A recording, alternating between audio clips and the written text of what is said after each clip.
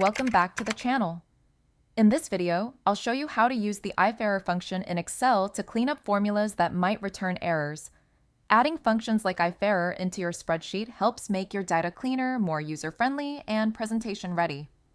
Let's say you've got a column of formulas, maybe something like a simple division, or a VLOOKUP that occasionally fails.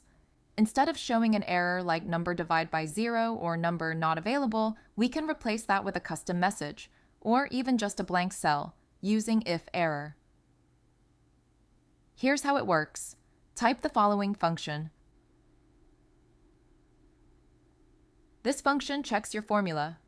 If there's no error, it returns the normal result. But if there is an error, it replaces it with whatever you define. In this example, we're dividing sales by quantity to get the unit price. But for some rows, quantity is 0, which returns a division by 0 error. Let's fix that using IFERROR. Type the following function. Now instead of an error, you'll see the words not available when quantity is 0.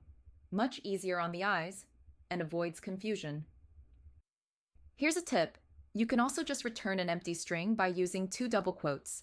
That way, cells with errors will appear blank, keeping your worksheet tidy. Let's build a quick intermediate example. You've got a list of employees and a lookup table with their departments. Some names are missing from the lookup table. Use VLOOKUP to match their department. Type the following function. This instantly makes your spreadsheet more professional and easier to troubleshoot.